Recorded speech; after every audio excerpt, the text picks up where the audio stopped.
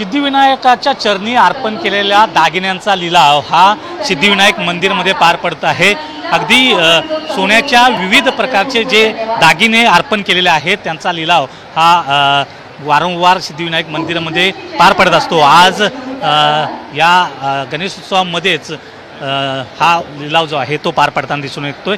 विविध वस्तू आहेत दागिन्यांच्या, त्यामध्ये भाव लावण्यासाठी आणि लिलावामध्ये हे दागिने खरेदी करण्यासाठी अनेक गणेश भक्त या ठिकाणी आलेले आहेत, सहभागी झालेले आहेत। या लिलाव जो आहे तो सध्या सुरू आहे आणि अनेक भागातून विविध भागातून आलेले हे गणेश भक्त आहेत आणि भाविक या ठिकाणी कोणती वस्तू पाहिजे त्याचा ते पहिल्यांदा या ठिकाणी चूज करतात आणि त्यानंतर हे लिलावामध्ये सहभागी होतात आणि ती वस्तू लिलावात आणली जाते आणि संबंधित वस्तूचा हा लिलाव होतो। आपल्यासोबत सिद्धिविनायक मंदिराच्या CEO वीणा मोरे पाटील आहेत।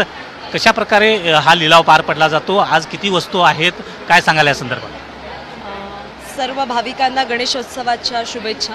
सगळ्यात महत्त्वाचं म्हणजे भाद्रपद गणेशोत्सवाचं औचित्य साधून आज आम्ही हा लिलाव आयोजित केलेला आहे।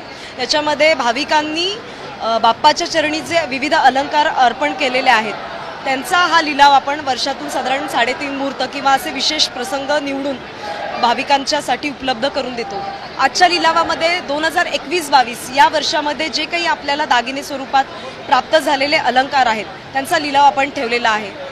सुमारे 283 विविध प्रकारचे दागिने आहेत, ज्याच्यामध्ये लॉकेट्स आहेत, सोनसाखळ्या आहेत, बाप्पाला आलेले मोठे हार आहेत। इव्हन अगदी म्हणजे छोटा जो दागिना आहे तो साधारण 500 मिली इतका वजनापासून ते सगळ्यात मोठा माझा दागिना 24 तोळ्याचा महाहार, अशा एवढ्या व्हरायटी म्हणजे एवढ्या वेगवेगळ्या व्हरायटी या दागिन्यांमध्ये आहेत आणि भाविकांचा प्रतिसाद तुम्ही पाहत असाल। खूप चांगल्या पद्धतीचा प्रतिसाद या लिलावाला दरवेळेला मिळतो।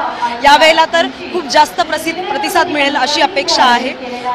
सकाळी 11 वाजता हा लिलाव सुरू करण्यात आलेला आहे आणि माझी आपल्या माध्यमातून भाविकांना विनंती आहे, सकाळी 11 वाजल्यापासून 5 वाजेपर्यंत हा लिलाव चालणार आहे। मंदिराच्या प्रांगणामध्ये हा लिलाव चालणार आहे आणि भाविकांनी मोठ्या संख्येने यामध्ये सहभागी होण्याची मी विनंती आपल्या माध्यमातून करते। यामधले जो पैसा निर्माण होतो तो कुठे वापरला जातो, काय सांगा?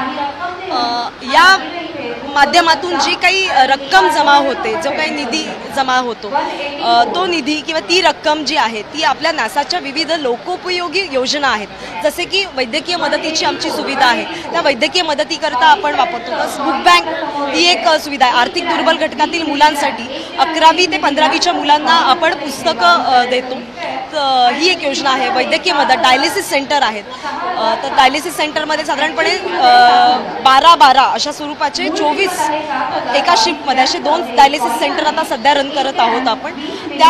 त्या पेशंटच्या ह्याच्यासाठी म्हणजे मदतीसाठी हा निधीचा वापर करण्यात येतो। म्हणजे एकूणच हा जो अतिरिक्त मिळालेले जे निधी आहे, जी रक्कम आहे ती पुन्हा समाजा उपयोगासाठी पुन्हा वापरण्यात येते। तर या होत्या वीणा मोरे पाटील, ज्या सिद्धिविनायक मंदिरच्या CEO आहेत आणि संपूर्ण लिलाव जो आहे तो त्यांच्या नेतृत्वामध्ये देखरेखीखाली हा लिलाव सुरू झालेला आहे। अनेक गणेश भक्त या लिलावामध्ये आपण पाहू शकतो की सहभागी झालेले आहेत आणि या गणेश भक्तांच्या एक स्वप्न असतं की गणेशाला अर्पण केलेले जे अलंकार आहेत, सोन्याचे आहेत, काही चांदीचे आहेत, हे सर्व अलंकार आपण घ्यावे आणि त्यासाठी या लिलावात अनेक गणेश भक्त हे सहभागी झालेले पाहायला मिळत आहेत। व्हिडिओ जर्नलिस्ट मंगेश पेदामकरसह कृष्णांत पाटील, झी मीडिया, मुंबई।